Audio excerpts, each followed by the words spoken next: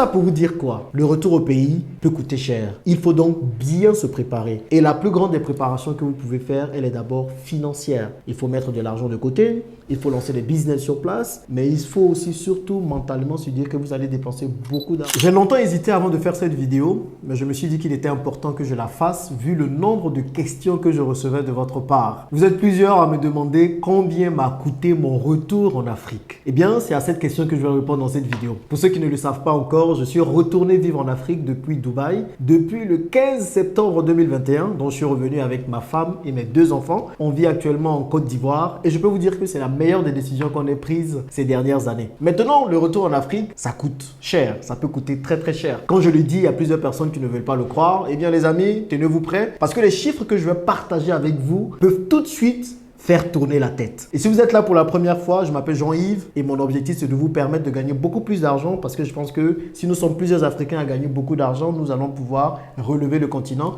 et avancer ensemble. Donc si ce sont des thématiques qui vous intéressent, n'hésitez surtout pas à vous abonner et surtout activez la cloche de notification pour ne rater aucune des vidéos que je publie ici régulièrement. N'hésite pas également à partager celle-ci parce que je suis convaincu qu'elle va aider plusieurs personnes. Donc depuis le 15 septembre 2021, moi je suis revenu vivre en Afrique. Ça fait à peu près 1 an et 5 mois. Et c'est quelque chose de très intéressant. Maintenant, forcément, ça coûte un peu.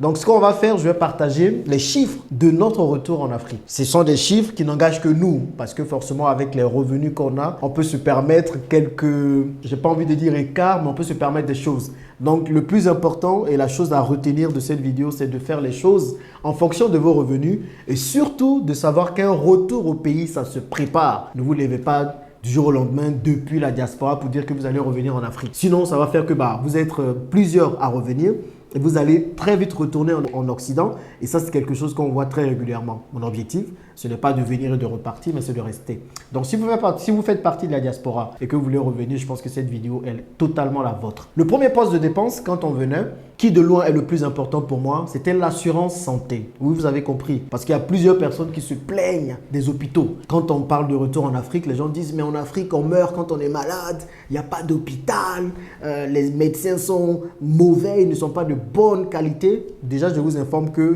la France que vous prenez en exemple quand on parle de santé, là, une bonne partie des médecins là-bas sont africains. Donc, ce n'est pas qu'il n'y a pas de bons hôpitaux ici, c'est juste que les hôpitaux qui sont de bonne qualité coûtent cher. Donc, si vous voulez avoir accès à ce genre d'hôpitaux, vous êtes obligé d'avoir les moyens. Donc, nous, le premier poste de dépense, c'était d'avoir une bonne assurance santé. Et aujourd'hui, pour une famille de 4 personnes, l'assurance santé nous coûte 800 € par mois. 800 € par mois. Je sais, beaucoup de personnes disent c'est beaucoup et tout ça, mais vous voulez quoi? J'ai pris une assurance mondiale pour ma famille parce que voilà, moi je suis appelé à voyager par-ci, par-là pour le business et ma famille aussi parfois voyage. Donc, au lieu de penser à chaque fois à prendre une assurance voyage quand on part quelque part, on est assuré une bonne fois. Et l'assurance qu'on a plusieurs options. Déjà, elle couvre Dubaï, puisqu'on vivait à Dubaï avant de revenir vivre en Afrique.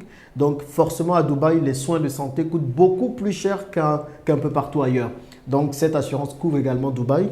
Et surtout, ce que j'apprécie dans l'assurance, c'est que si jamais on a des soins qui nécessitent d'être expatriés dans un autre pays ou rapatriés dans un autre pays, parce que forcément ici en Côte d'Ivoire, il n'y a pas forcément les équipements nécessaires pour le faire, et bien avec cette assurance-là, on est rapatrié soit en Afrique du Sud, soit à Dubaï, soit en France. Donc forcément, ce sont des choses qui coûtent cher. Donc moi, je n'ai pas lésiné dessus parce que la santé n'a pas de prix. Ça ne sert à rien de vouloir gagner un peu d'argent sur la santé, puis tomber malade et puis demain ne pas être en mesure de vous soigner pour X ou Y raison. Donc si vous voulez revenir en Afrique, les amis, pensez à l'assurance santé. Maintenant, vous n'êtes pas obligé de prendre une assurance qui va vous coûter 800 € par mois. Vous avez d'autres assurances qui peuvent vous couvrir localement. Par exemple, ces assurances vont coûter à peu près 100 000 francs CFA par mois. Et après, si vous êtes une famille de 4, bien sûr, la facture grimpe très vite. Donc, considérez ça. Et pour tous ceux qui ont des passeports occidentaux, si vous êtes français, luxembourgeois ou bien américain, parfois, en tant qu'expatrié, parce que finalement, quand vous venez vivre en Afrique, vous êtes expatrié,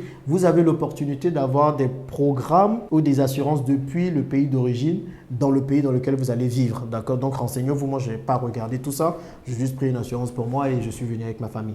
Donc, ça, c'est le premier poste de dépense. Donc là, on est déjà à 800 € par mois. Mais bref, au moins, c'est quelque chose qu'on paye par mois. Donc, ce n'est pas de l'argent que vous allez sortir en une fois. Le deuxième poste de dépense, qui de loin est le plus grand. Vraiment, quand on revenait, c'était... Celui-là, je ne m'attendais pas trop à ça. Je peux dire que je n'avais pas vu ça venir. Mais si vous ne faites pas ça, cela peut compliquer votre retour. Ce sont les voitures. Oui, je dis les voitures parce qu'on en a plusieurs. Vous n'êtes pas obligé d'en avoir plusieurs aussi, je le dis clairement. Mais moi, je vais vous expliquer qu'est-ce qui s'est passé. Donc, moi, je suis venu en premier pour préparer le terrain. Je suis le mari, j'avais des business ici. Donc, je suis venu le 15 septembre 2021 et ma femme et mes enfants sont venus quelques mois plus tard. D'accord? Donc, quand je suis venu, moi, la voiture, en réalité, ça me sert juste à me déplacer d'un point A à un point B. Surtout quand je suis au pays. Et je voulais faire un peu profil bas. Donc, je ne voulais pas avoir une voiture qui en jette et tout pour ne pas que les gens viennent me fatiguer, vous comprenez? Donc, j'avais une vieille Kia Cerato là que j'utilisais pas mal quand je venais ici. La voiture était à Dubaï, la famille était à Dubaï, donc je ne sentais pas le besoin d'acheter une nouvelle voiture ici. Maintenant, quand la famille devrait venir, je me dis, bon, il fallait que j'achète une voiture. Donc, la première voiture que j'ai achetée, par contre, c'est la Mercedes que vous voyez dans la plupart des vidéos. Et pourquoi je l'ai faite, je vais vous expliquer. C'est que quand je vais pour des réunions de business, je me rendais compte que, voilà, parfois les gens me regardaient, ils regardaient la voiture, ils disaient, mais le gars, il vient pour parler de business de centaines de millions de francs CFA et regardez la voiture un peu qu'il a. Donc, des amis m'ont dit, écoute, ici, la voiture, ça fait tout. Hein, si tu veux avoir des marchés, si tu veux pouvoir signer des contrats, il faut avoir une belle voiture parce que c'est ça qui va attirer les gens. Moi, je minimisais le truc, je vous assure. Je me disais, ah, mais non, il faut arrêter. Le plus important, c'est d'avoir l'argent pour faire le projet. Eh ben non, plusieurs fois, on vous voit venir, on ne vous prend pas au sérieux parce que vous n'avez pas une bonne voiture. Donc, j'ai été obligé, à mon arrivée ici, de devoir acheter une nouvelle voiture. Et cette voiture-là, la Mercedes dont je parle, elle a coûté 30 millions de francs CFA. Et quand on parle de millions de francs CFA, ce n'est pas de l'argent que vous empruntez à une banque parce que je suis entrepreneur. Je n'ai pas de salaire, je ne suis plus salarié. Donc, c'est de l'argent que j'ai dû payer cash comme ça, bim, mettre ça sur la table. 45 000 euros en une fois. Maintenant, pour moi, c'est un investissement. Okay? C'est une voiture que j'achète pour le travail. Ce n'est pas forcément une dépense. Et le gros avantage ici au pays, c'est que les voitures perdent très peu leur valeur avec le temps. En Europe, quand la voiture sort de chez le dealer, elle perd 20% de sa valeur et chaque année, elle perd à peu près entre 5 et 10% de sa valeur, ce qui fait qu'une voiture que vous achetez forcément à 45 000 euros, au bout de quelques années, elle ne vaut que 20 000 euros, peut-être un peu moins. Ici, vous pouvez acheter une voiture à 45 000 euros et facilement la vendre 2 ou 3 ans plus tard à 45 000 euros. Donc, pour moi, ce n'est pas une dépense en tant que telle. Mais comprenez que quand vous venez ici en Afrique, ce n'est plus l'Occident. Ici, on n'a pas accès au crédit auto. Donc, il y a plusieurs là qui montrent des voitures pour flamber dans l'Occident, alors qu'on sait que tous, ce sont des voitures qui ont été achetées à crédit. Et ici, il n'y a pas ça. Donc, quand vous allez venir préparer la plupart des voitures que vous allez devoir acheter sur place, vous allez devoir les acheter cash. Maintenant, il y a la deuxième option de se dire, est-ce qu'on fait venir la voiture? Ça aussi, c'est une option à prendre en compte. Mais faites attention aux frais de douane. Parce que si les frais de douane sont très élevés, vous allez vous retrouver à payer beaucoup plus cher que si vous prenez une voiture localement. Donc, si tout ça vous intéresse, si vous posez des questions de savoir, faut-il acheter une voiture à l'étranger ou acheter une voiture localement dans le pays dans lequel vous vous installez, plus précisément la Côte d'Ivoire, dites-le moi dans les commentaires et je vais en parler plus en détail. Mais comprenez que la voiture est très importante parce qu'il n'y a pas de transport en commun en Afrique où il y a des transports en commun, mais parfois c'est assez compliqué de les prendre. Donc quand vous allez revenir, vous allez vouloir avoir un certain niveau de véhicule. Ce n'est pas forcément pour faire le malin, mais les amis, pour avoir du confort, surtout sur nos routes africaines, des 4x4 sont nécessaires. Donc j'achète la Mercedes. Quand la famille vient, j'utilise la voiture avec la famille et ça devient très compliqué parce que parfois je peux partir dans des villes de l'intérieur, surtout pour le négoce. Et quand je pars dans les villes de l'intérieur, la famille a besoin des voitures ici, donc ça devient compliqué. Donc je me retrouve à devoir prendre une autre voiture. Cette fois, je prends une Tucson, une Hyundai Tucson pour la famille qui coûte 15 millions de francs CFA. Donc en voiture seulement, on dépense 45 millions de francs CFA. Vous imaginez un peu plus de 60 000 euros. Donc ça fait beaucoup. Et ça, c'est le plus gros poste des dépenses depuis notre retour. Parce qu'on n'avait pas vu ça venir. Donc forcément, on avait une voiture à Dubaï. Le temps de la faire venir en Afrique, ça a pris 2 mois, il y a eu du retard. Donc forcément, quand la voiture est arrivée, je l'ai vendue. Et puis, ça m'a permis du coup de payer la Tucson derrière. Mais quand vous allez venir, les amis, préparez-vous. Les voitures sont le nerf de la guerre. Surtout si vous avez des enfants. Si j'étais seul encore, bon, j'aurais eu une seule voiture et puis ça allait passer. Mais quand on a une famille, qu'on a des enfants et qu'on voit tous les accidents qu'il y a dans nos différents pays, dans nos différentes villes, on se dit qu'il faut avoir des voitures pour pouvoir sécuriser quand même la famille. Donc, l'assurance et les voitures, pour moi, ce sont les deux plus gros postes de dépenses. Le troisième poste de dépenses, ce sont les maisons. Donc, certains vont vous dire, il faut construire sa maison avant de venir en Afrique. Moi, je dis, je préfère avoir plusieurs investissements et ces investissements vont payer mes loyers. D'accord? Donc, moi, je suis pour venir en Afrique et commencer à louer dans un premier temps. Maintenant, sachez que la location coûte cher. Surtout si vous voulez avoir un certain niveau de vie. Donc, avec ma femme, par exemple, ce qu'on a fait, moi, je suis venu. Donc, j'avais trouvé une maison que je louais à 400 000 francs CFA par mois. Quand ma femme est arrivée avec les enfants, elle n'a pas apprécié la maison. Vous savez, la femme, il y a des détails qu'elle veut, quoi. Oh, les toilettes ne sont pas comme je veux. La douche n'est pas comme si. Je pense que si elle regarde cette vidéo-là, elle va me fatiguer. Mais elle n'aimait pas beaucoup plein de choses. Du coup, on a dû déménager. Donc là, aujourd'hui, on est dans un appartement avec des finitions plutôt intéressantes qui nous coûtent 1 million de francs CFA, les amis, par mois. Je sais, ça fait beaucoup, mais voilà. Je ne demande pas à tout le monde de faire pareil. Mais aujourd'hui, comme j'ai deux appartements en Côte d'Ivoire, un qui est loué à quelqu'un de la BAD qui rapporte 1 500 000 francs CFA et un autre qui rapporte 750 000 francs CFA, du coup, ça me permet de couvrir le loyer. Et puis, on a des appartements en France et tout qui nous permettent de couvrir le loyer. Maintenant, vous, il ne faut pas faire pareil, mais il faut vous dire que quand vous allez revenir, ça risque de coûter un bras. Donc, si vous prenez 1 million ou bien vous prenez peu importe le loyer, quand vous faites les recherches, il faut 5 mois. 5 mois de caution, d'avance à payer. Donc, il faut sortir 5 millions en une fois, plus quelques frais. Donc, ça fait beaucoup d'argent à sortir en même temps. Donc, si vous pensez à la location, il faut avoir ça en tête. Maintenant, certains vous diront, il faut construire avant de venir. Bah, construire aussi, ça coûte. Il faut sortir beaucoup d'argent pour construire, surtout si vous voulez construire une maison d'un certain niveau. Moi, je suis partisan de construire ma maison moi-même. Donc, maintenant que je suis là, maintenant que tout se passe bien, je vais commencer très bientôt la construction de la maison que je vais partager avec vous pour que vous puissiez voir comment ça se passe. Mais vraiment, c'est maintenant que je le fais. Donc, à tous les hommes, les amis, je vous donne un conseil. Parfois, la femme va vous dire, allez-y, trouvez la maison et on va revenir ensuite. Rassurez-vous que la maison que vous allez trouver convienne vraiment à madame. Parce que si elle vient que la maison ne lui convient pas, il y a certaines madames qui sont très à cheval sur la maison. Il ne faut pas que les toilettes soient dans la douche et tout ça. Voilà, si ça arrive, ça peut être compliqué. Donc ça, c'est le troisième poste de dépense. Donc vous imaginez, on dépense 45 millions de francs CFA pour les voitures. Ensuite, il faut sortir 5 millions de francs CFA pour le logement. Ça fait déjà 50 millions de francs CFA. Ensuite vient le quatrième poste de dépense, l'école des enfants. Pour l'école, ça a été une expérience très intéressante. Bon, déjà à Dubaï, pour mon premier fils qui a 5 ans, il avait à l'époque 3 ans, je payais 10 000 euros par an. Ce qui fait un peu plus de 6 500 000 francs. C'était déjà beaucoup.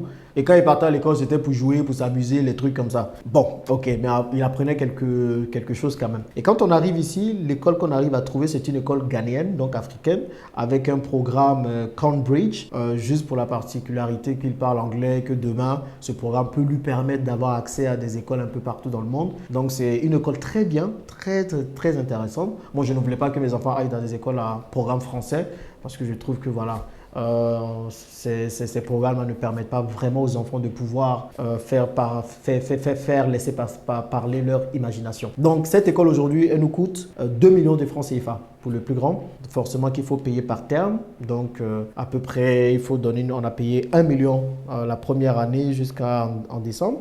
Et ensuite, l'autre partie est à payer en février. Donc 2 millions de francs CFA. C'est beaucoup moins que ce que j'avais l'habitude de payer à Dubaï. Et pour le deuxième enfant, c'est un peu moins que ça, 1 500 000 pour l'année. Donc les deux, ça nous revient à peu près à 3 500 000 l'année. Bon, heureusement que ce n'est pas de l'argent qu'il faut faire sortir en une seule fois. Vous voyez, donc ça passe encore, donc il n'y a pas de souci. Donc pour les écoles, c'est ça les coûts que nous avons dû mettre sur la table pour pouvoir mettre nos enfants à l'école. Et le cinquième poste de dépense qui aurait dû être le quatrième finalement, mais je le fais là, c'est l'ameublement. Parce que quand vous allez venir pour vous installer, il va falloir meubler l'appartement que vous allez prendre ou la maison que vous allez prendre. Nous, ce qu'on a fait, on a fait venir nos affaires de Dubaï. Et pour faire venir toutes nos affaires de Dubaï, on a dû payer 2 millions de francs CFA pour les frais de transport. Donc transport, douane et tout. Et encore, quand on a fait venir les affaires, il n'y avait pas de réfrigérateur, il n'y avait pas de cuisinière, il n'y avait pas forcément les climatiseurs. Donc on a dû rajouter 1 million supplémentaire de francs CFA pour la cuisinière et le réfrigérateur et un autre million de francs CFA pour les climatiseurs. Parce que c'est un appartement de 3 chambres salon, donc il y a 4 pièces, donc il fallait mettre des climatiseurs dans toutes ces pièces-là. Il y a un climatiseur, ça fait 250 000 francs CFA en moyenne. Donc, on a dû mettre 1 million sur la table. Donc, quand on fait les calculs, ça va très vite. Vous voyez, entre les 45 millions pour la voiture, les 5 millions pour l'appartement, les 2 millions pour faire venir les affaires, plus les 2 autres millions pour meubler, on est déjà à combien? 45 plus 5 plus 2 plus 2. On est déjà à 54 millions de francs CFA.